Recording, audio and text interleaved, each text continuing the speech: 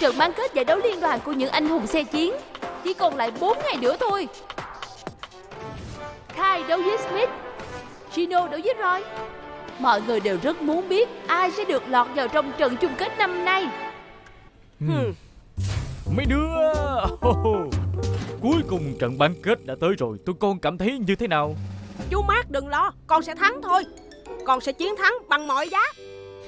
Rồi, tốt hơn cậu nên chuẩn bị đi. Cậu nên lo cho chính bản thân của cậu thì hơn nữa Gino. Cố lên rồi. Rồi ơi, cố lên Gino, cố lên.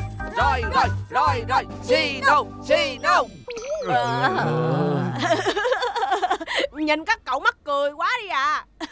Thì tụi mình không thể chọn theo phe của ai được nên đành ăn mặc giống vậy thôi. Các cậu thấy ý tưởng của mình sao hả? Mình đúng là thông minh tới nỗi không thể kiềm chế. Các cậu không cần phải làm tới vậy đâu mà. Nhìn xấu hổ lắm đó. Thì cũng chỉ muốn cổ vũ hai đứa thôi mà. Đây là một tình bạn đẹp thật sự. Truyền thông có vẻ cũng nhắc nhiều tới trận bán kết này đó tụi con. Bây giờ chúng ta sẽ gặp hai tay chơi chọn trận đấu hơn tình bạn của mình. Cùng xem câu chuyện của họ nào.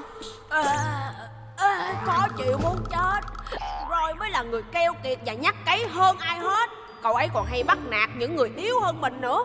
Đã vậy còn đi nói xấu sau lưng bạn bè như một tên hèn nữa chứ. Gino rất là kiêu ngạo, cứng đầu và ích kỷ nữa. Cậu ấy luôn luôn nghĩ tới bản thân của cậu ấy thôi. Rồi, đồ hèn nhát giống như cậu. Cậu nghĩ có thể thắng được nếu nói xấu sau lưng mình hay sao hả? Có bạn bè hay không mình cũng không cần cậu. Mình sẽ kết thúc cậu trong trận đấu. Gino, mình không biết cậu sẽ đi xa tới vậy, nói những thứ tồi tệ đó để cậu có thể thắng hay sao? Cậu cứ chờ tới trận đấu đi. Mình nhất định sẽ nghiền nát cậu cho coi. Hai người chơi đã làm bạn từ rất lâu, bây giờ đang xem thường nhau trước trận bán kết. Tôi không thể biết được trận đấu giữa hai người sẽ mãnh liệt ra sao. Gì kỳ. Chuyện này là sao chứ? Các cậu nói những điều đó với phóng viên chỉ vì muốn thắng thôi hay sao? Không thể nào. Có gì đó không đúng phải không? Các cậu đâu có ý đó đâu. Nè rồi, bạn bè mà như vậy được hay sao? Mình nên hỏi cậu mới đúng chứ. Chính cậu đã bắt đầu trước còn gì. Cậu đang giỡn đó hả? Là cậu đã gây sự trước mà. Cậu đó. Hai cậu đừng có gây gổ với nhau nữa mà ha. Thôi đi. Tại rồi đã đổ lỗi cho mình trước mà. Ồ đúng rồi. Cậu lúc nào cũng vậy hết mà. Ý cậu nói cũng vậy là sao? Từ giờ về sau đừng có nói xấu sau lưng mình nữa nghe chưa? Cậu vừa mới nói cái gì đó hả? Hai cậu thôi giùm đi. Tại sao hai cậu không bắt tay xin lỗi, làm quà với nhau? Sao lại phải xin lỗi chứ? Mình không làm gì sai hết. Ê nè, rồi chờ. Ngày hôm trước. Dạ đúng vậy. Dạ đúng rồi. Giám đốc biết đó. Thời buổi bây giờ ai mà thích xem trận đấu thân thiện đâu. Chúng ta cần phải kích thích hơn nữa để tăng lượt người xem chứ. Dạ tôi sẽ lo liệu được. Dạ.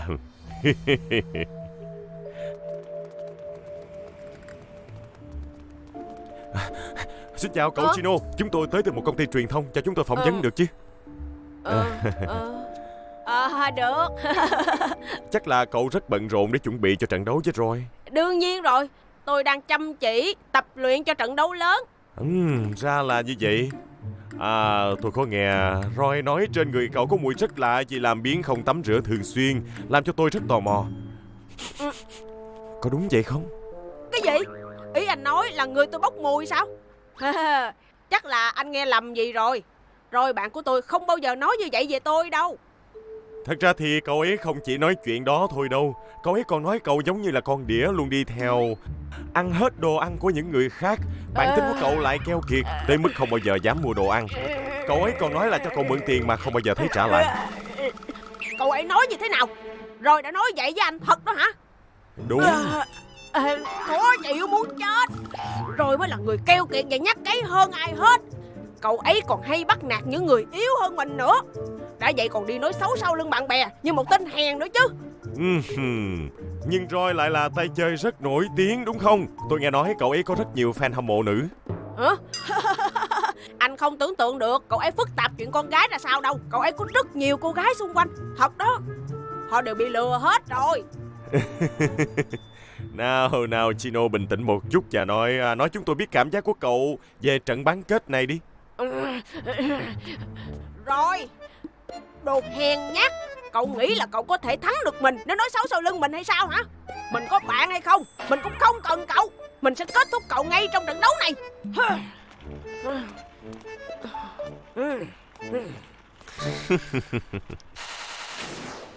Chào buổi chiều Roy.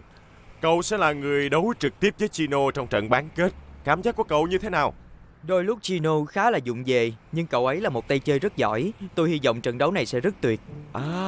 Hiểu rồi, nhưng theo Chino nói thì cậu hay bắt nạt bạn bè, có đúng vậy hay không, hay là chỉ là bịa chuyện? Cậu hãy cho chúng tôi biết đi, sự thật là gì? Không có đâu. Chắc Chino hào hứng quá rồi nói bừa mấy chuyện nhảm nhí cho vui thôi. Nhưng không phải như vậy đâu. Chino cũng có nói là cậu chỉ giả vờ lịch sự mà thôi, chỉ là một người thích nói sau lưng người khác. Và mối quan hệ của cậu với các cô gái phải nói là vô cùng phức tạp, có thật hay không vậy? Cậu muốn nói gì về chuyện này hay không?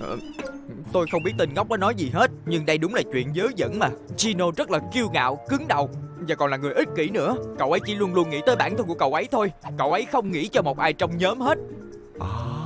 Vậy nữa sao? Cậu có vẻ khá tức giận, rất không giống với cậu đó. Có thể cho chúng tôi biết cảm nghĩ của cậu về trận bán kết không? Chino, mình không biết cậu sẽ đi xa tới vậy. Nói những thứ tồi tệ đó để cậu có thể thắng sao? Cậu cứ chờ tới trận đấu đi. Mình nhất định sẽ nghiền nát cậu cho.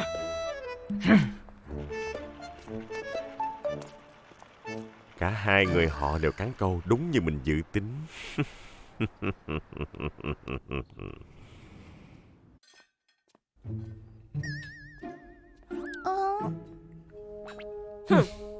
Các cậu, chúng ta cùng ăn bánh mì cho ngon miệng rồi làm quà đi ha.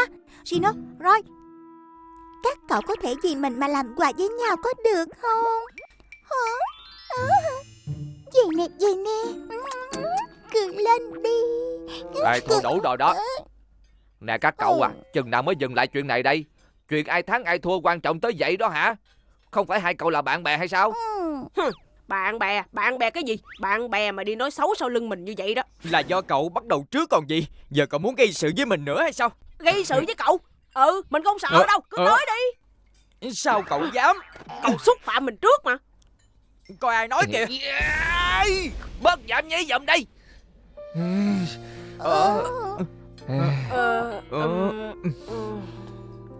Thiệt tình chuyện này là sao vậy hả?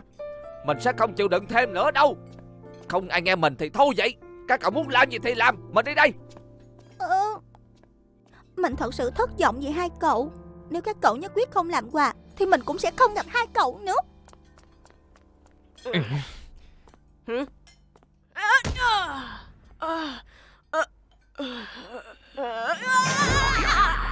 Tay của mình ở đâu ạ?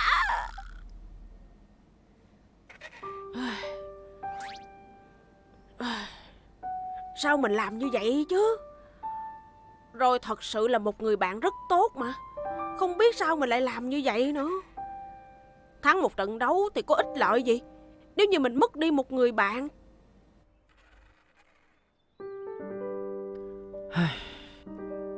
Cứ mặc kệ những gì mà cậu ấy nói đi. Cậu ấy không có ý gì khi nói như vậy đâu. Có thể tốt hơn nếu mình biết chấp nhận từ bỏ trận đấu này trước.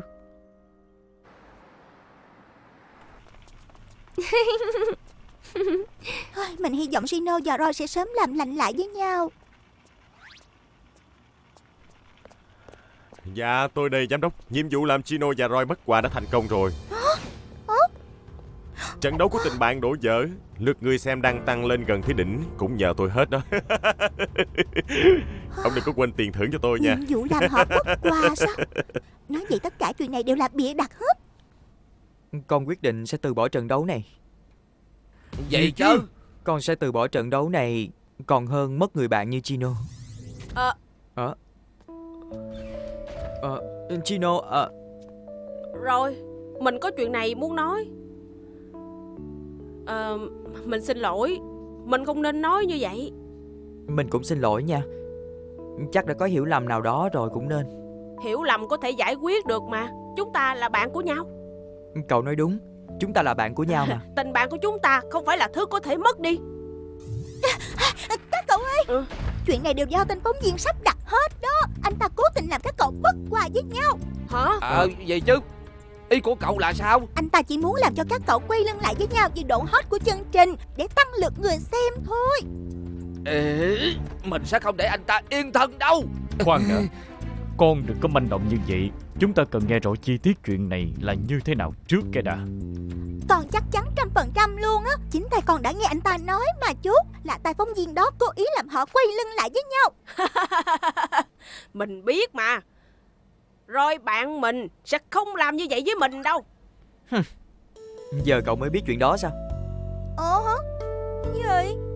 Hai cậu làm quà với nhau trước rồi hả? Ừ đó, đương nhiên rồi. Chúng ta hãy đấu một trận thật tuyệt đi Chino. Được, cậu cứ chờ đi.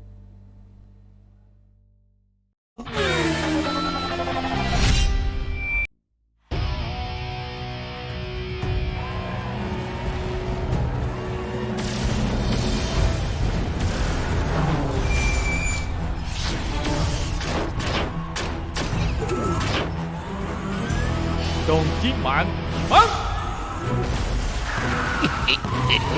Không thành công được đâu. Đĩa quay hắc ám bắn.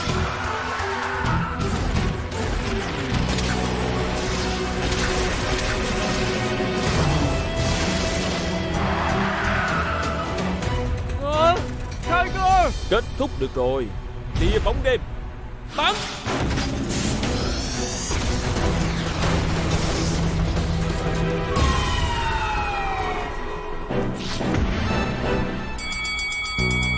Quyết, chiến thắng cuối cùng đã thuộc về Kai. Cậu ấy đánh bại Smith để bước vào vòng đấu cuối của trận chung kết.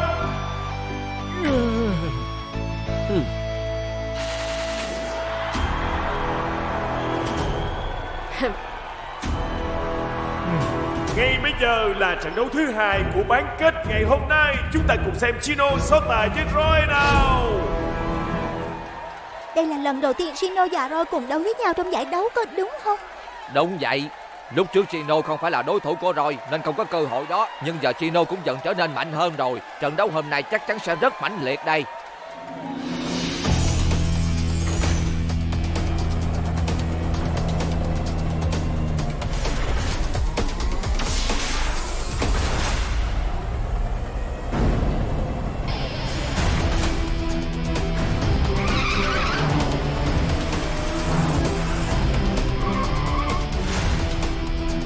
Rồi, đấu hết sức đi, để không phải hối hận gì hết.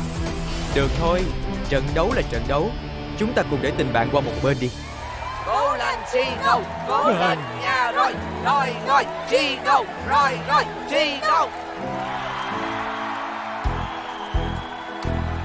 Wow, khán giả đang cổ vũ rất nhiệt tình.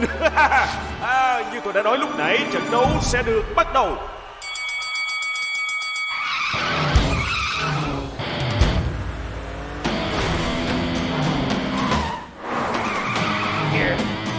Mình bắt đầu đây. Súng xung điện xanh bắn.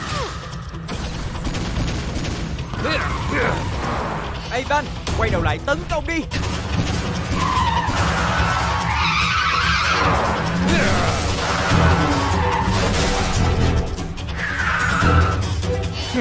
Động tác của cậu đúng như những gì mà mình dự đoán. Quả tiện nhỏ bắn.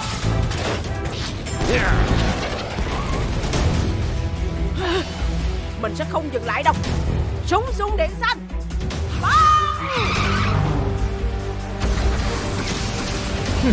Mình biết cậu sẽ làm như vậy mà. Ivan, nhảy xoay rồi tấn công.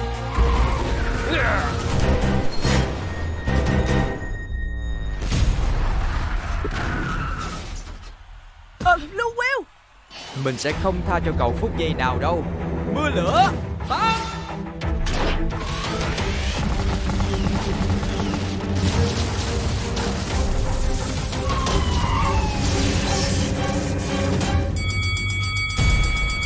Vòng đầu tiên đã kết thúc. Blue Bill, tiếng chuông đã cứu cậu ấy. Chuyện gì vừa mới xảy ra vậy chứ? Blue Whale liên tục nhận hết đòn này tới đòn khác. có gì đó không ổn. Bình thường khoảng cách giữa hai người họ không lớn đến như vậy mà. Theo như chú quan sát thì Gino vẫn đang thi đấu như bình thường. Vậy có lẽ... Cậu đang làm tốt lắm, Ivan.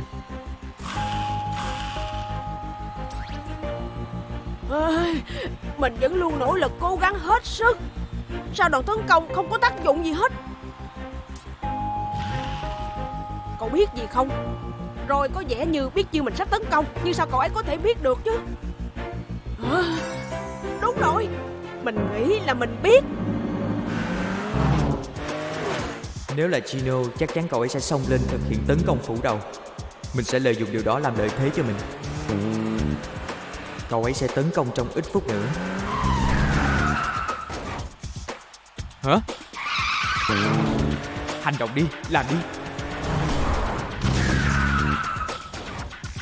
Hả? Sao cậu ấy chưa hành động chứ? Có gì đó không ổn. Cậu ấy làm gì vậy? Tốt lắm Lưu Will, chạy đi. Súng súng để sách. Đúng như mình nghĩ, cậu ấy sẽ tấn công thật ngay bây giờ. Cái gì chứ? Sao lại không tấn công? Mình không đoán được. Mình biết cậu hiểu rất rõ, nên mình làm loạn lên đó. Thấy sao hả? Nếu vậy thì mình sẽ hành động trước cậu một bước. Pháo thép chuẩn bị. Bắn! Đúng là thứ mình đang đợi. Súng xung điện xanh, tấn công.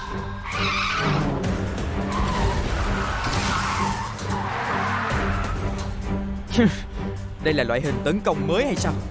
Wow, giờ thì Roy đã trúng đòn rồi. Rất khác so với vòng đấu trước luôn. Roy đang thi đấu theo kiểu đoán cách ra đòn tấn công của Gino trước. Đó là lý do mà Gino bị bắt bài. Nhưng bây giờ thì Gino lại không có ý định thi đấu giống như những ngày bình thường. Chuyện này chắc sẽ thú vị lắm đi. Rồi, lần này sẽ không giống với dự đoán của cậu đâu. Nhận lấy đi.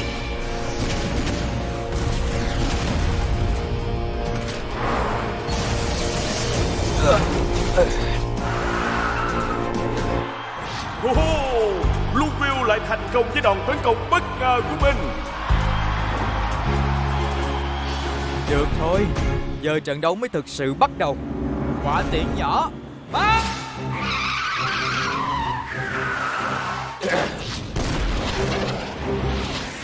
Tia chớp xanh, xoay, phòng thủ.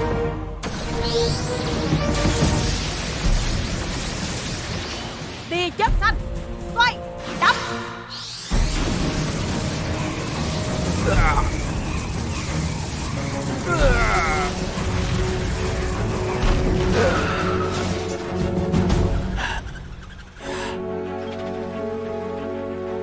Gino, cậu làm mình rất ngạc nhiên đó.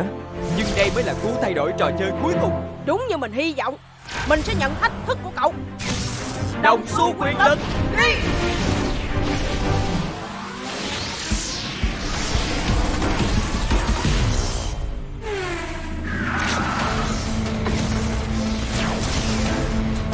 Nhận lấy đi. Rồng xanh, xông lên.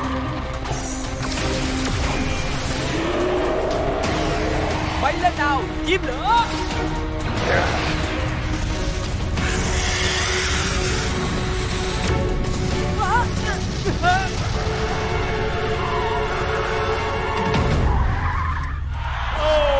Bluefield và Ivan đều đã ngã gục hết rồi. Đây là lần đầu tiên trong lịch sử lâu đời của giải đấu.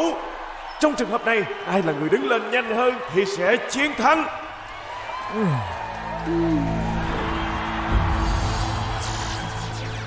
Ivan, bình tĩnh lại nào.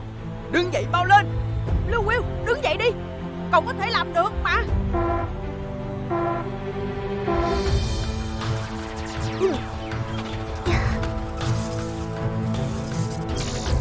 Ivan! Lưu Will.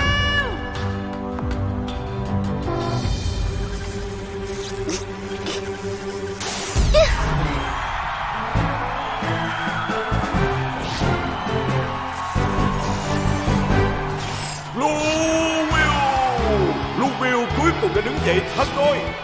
Bluefield chiến thắng trận đấu tuyệt vời của tình bạn. Và Gino sẽ bước tiếp vào vòng tiếp theo. Cùng chúc mừng nào. Nè Gino, chúc mừng cậu nha. Rồi, cảm ơn cậu nhiều. Trận đấu hôm nay mình sẽ không thể nào quên được.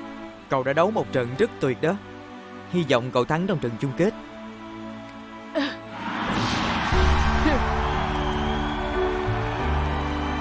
Ôi Gino và cả Roy, ôi hai đứa làm tốt lắm. Chú ơi, nè các cậu tuyệt lắm. Hai người các cậu đều rất là tuyệt. Rồi, mình biết cậu thua nhưng mà cậu thật sự rất tuyệt vời.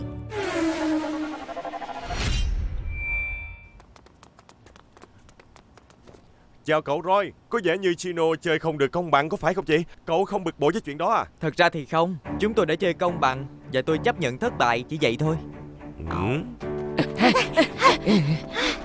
Không có bất cứ gì có thể làm thay đổi được tình bạn bền bỉ của chúng tôi đâu.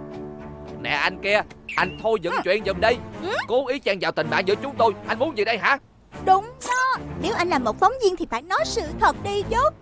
Sao cô cậu lại nổi nóng với tôi vậy? Tôi có làm gì đâu. Các cậu à,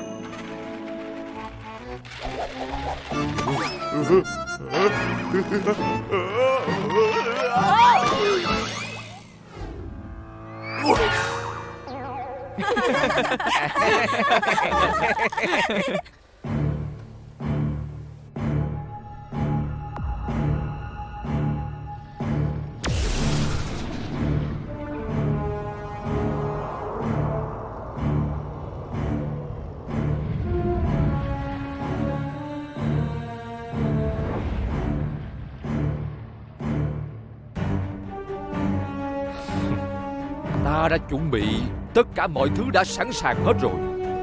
Kế hoạch vĩ đại của ta đem về không chỉ một thôi, mà là tất cả xe chiến trên thế giới.